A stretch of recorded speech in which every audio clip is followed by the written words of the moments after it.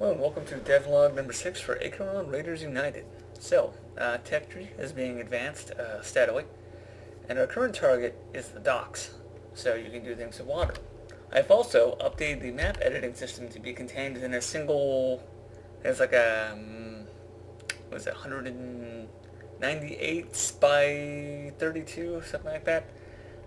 Incredibly small bitmap image is my point, and you can just edit it with a included index and paint, and you can modify the mission easily.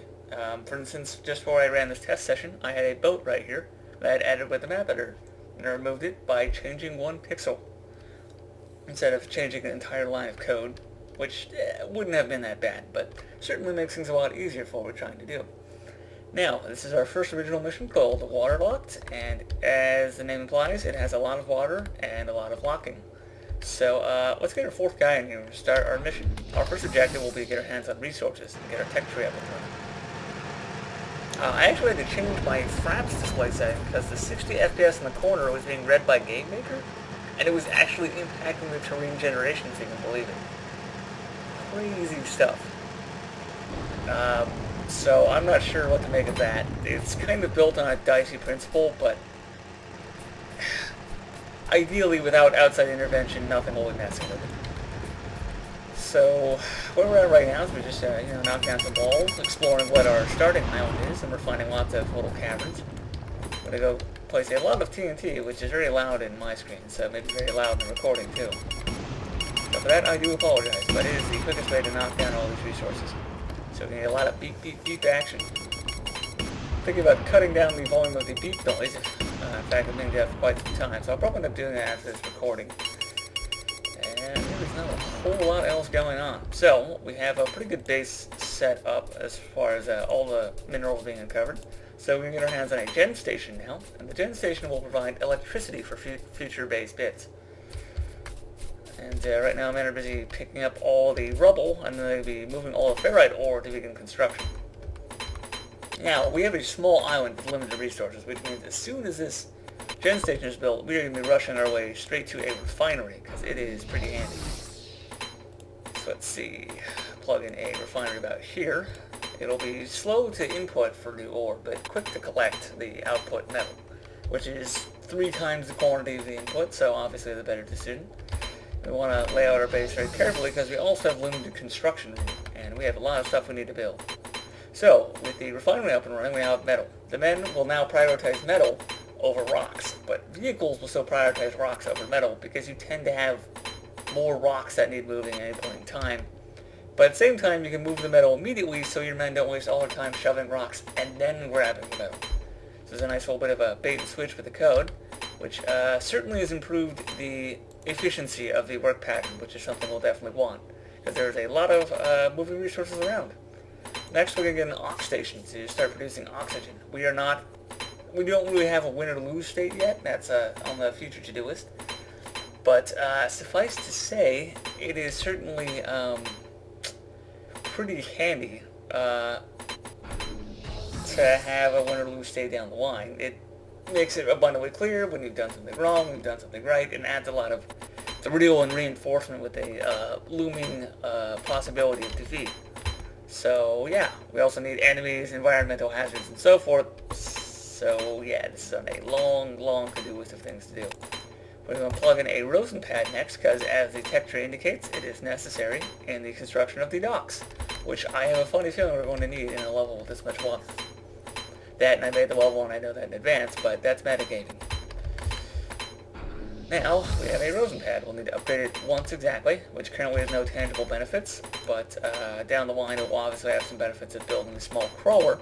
But that will also require a rosin factory, which currently is not a thing yet. So yeah, it's not in the game. Don't need to worry about that just yet. And as you can see, the docks requires 1 block to be in water, or else it displays itself as yellow. If it's yellow, you've done something slightly wrong, but not horribly wrong. Not horribly wrong, like red. Jeez, I'm just tripping all over my words tonight. Nothing out of the usual, I hate to admit. Now, we have 20 ore and 1 NGO, so we're going to call down a small cruiser. Which reminds me, I need to update some code with the small cruiser, not updating rotation based on docks rotation. Anyways, we're going to order a man to get inside by right-clicking it, and with that, we're just going to make this our boat. And we're going to make this guy Group 3, because we have control groups now. Oh yeah. Just going to cruise on over here, hop out of the boat, and I don't have to order him because I have to improve the ordering code. Currently, if there's a tool store, they will attempt to play with rocks even though they can't drop them off. They will run to the rock but not carry it anywhere because they know they can't put it inside the base. They're at least that smart, but there's a bit more curveballs I throw my way in terms of production and game design, so I'll have to account for more situations with the fragmentation detection in the code, which would be, in layman's terms, just when your men realize that they have two different operating areas that are not connected or at least reachable by foot, but they need to operate as one combined unit, which can certainly have its repercussions. So now I'm busy kicking over a bunch of more resources, and we have a lot of ore, so we're going to start producing some vehicles, because these are incredibly tactical, and will save us a lot of manpower. These are essentially the armor if the raiders are the infantry. We're going to sell 2 drill cars, because that is my favorite setup right now, just 2 drill cars. We're going to make sure we have both of them. I'm going to assign them to be Group 1. Seems to have worked quite nicely. And seeing I took that man 12 years to drill that one NGO seam, we're going to get these guys cruising on this hard rock, so we don't need to carry demolition all the way out there. It is arguably not as time efficient as demolition, but it requires very little micromanagement, which is quite nice. And yeah, we got ourselves a nice little transport truck, a small hauler, I believe it's named. We got ourselves a second small, oh wait, we can't. Right, we need 30 ore, not 20 ore to make the small hauler. But it costs only 1 NGO versus the competing drill cart, which is 25 metal and 1 NGO. So I say there's a big gap between that, and I think it is cheaper, but it is a little bit more annoying to get the metal. On the whole, that won't impact your vital resources as much to just improve bottlenecks you have with transporting goods, which is a huge part of the operation, as you can already tell. So, now that we have all these guys rolling this stuff out, we're going to make sure we're still moving forward on that, and to avoid the fantastic bug I want to showcase, we are just going to build a docks here. And we're going to build a gen station here. Yeah, I think that's good. That'll give us a second dock with its own power area. We could just build a line of path all the way over to this lake, but that is a lot of work for not a lot to do. So we'll save ourselves the resources and just build a gen station. It will consequently impact our amount of geodes at a greater rate than would just build a path, but it will save us a lot of metal. So I can't complain just yet. While we're at it, I think we're going to warp in a couple more carts when we get the chance. And then are probably shoving metal around desperately trying to do all this construction I've ordered them to do, but don't have to hold their horses. We have more important things. And yeah, we'll have to keep doing a lot of other drilling along the way, because we have a small area we're currently uncovering, which will hold something important down the line. It appears we have somehow located 2 excess NGOs, but I'm not sure if this report should be believed. Interesting. Perhaps those were placed here instead of at the docks? I'm not all too sure. That is quite fascinating, really. So yeah, we're going to drill this piece of hard rock, this ore seam. And there we go, there's our docks. And upon dropping out a bit more metal, we'll have a gen station too.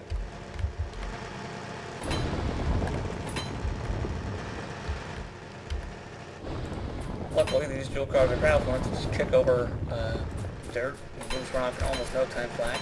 Even seams are quite quick to take down. All going according to plan so far. Let's see. Yeah. So we still gotta get another 5 metal over here. The men are certainly taking their sweet time as they are quite busy picking up all these NGOs. On the whole, I think we're doing good. One more piece of metal. Come on, where's this guy? Oh, there he is. Yeah. Right on. So, now have power, and we're going to hands on another small hauler, because I am just that obsessive about bottlenecks.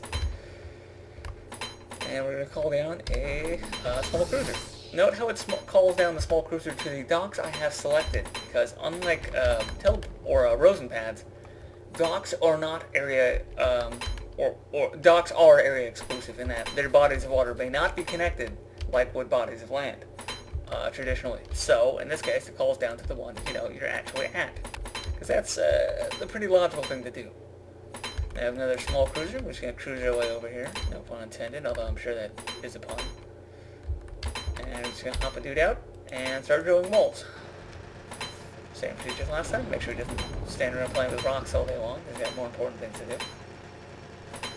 And in fact, we can even call down a spare raider if we wanted to right now. Right. So, we have uncovered a piece of hard rock over here a while ago. So let's get our elite team doing that. That's group 1. And I'm going to assign the teleport pad to be group 2. And we're just going to call down a spare raider. We have enough oxygen for exactly 10 men, although we can call down 14.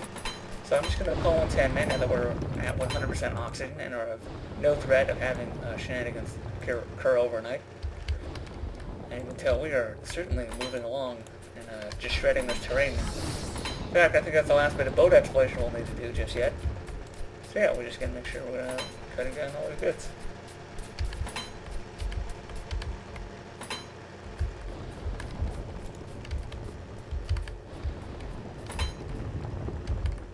Yeah, this dirt isn't even a challenge. I seriously just walk up to it and knock the whole thing over. It's pretty funny. In fact, I think we've already forgotten our objective, which is going to be right here. Yeah, I believe by opening this cavern, we opened a body of air, which opened a body of water, which opened more land, and opened this cavern here, knocking down these walls. Which means we can now drill this seam, which is, not to get too spoilery, but I think might be important to our mission based on the gap between these two masses. And yeah, let's get a second guy over there while we have time.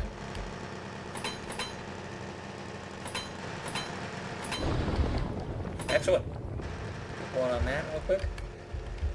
And honestly, between the control groups and the right-click auto orders, this is just so convenient to just sit back and have everyone mind everything.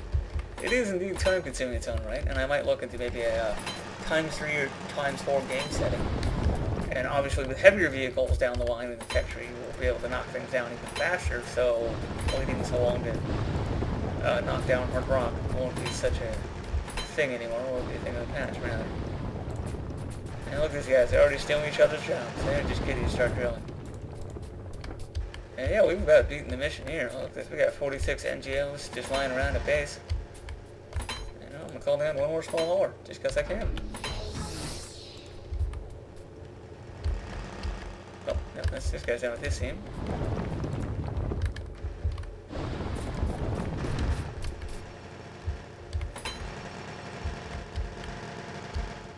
According to plan. Sure we didn't miss anything here. Yeah, looks like they've cleaned the place out pretty well. Oh, no, we got a piece of dirt right here. And they're stealing each other's jobs, alright. These guys are so competitive. But once again, as intended, and as explained last time, by having 2 drill carts laid down, we actually have priority for vehicles to do jobs ahead of infantry. As you can tell, this is vastly more efficient. This is pretty obvious, I think, by this point, but I'm pulling it out anyways. And yeah, we just cruise on over our objectives. I'm going to call down some demolition over here. Where's he going? He's going for a drive. What is he doing?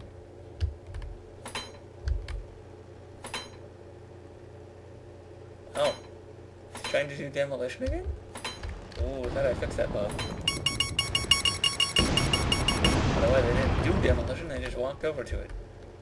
Which is pretty weird. It all appears to have picked up the TNT, so I'm a little concerned. Guy walked up to it and walked away. I think this is a bug we currently have with corners.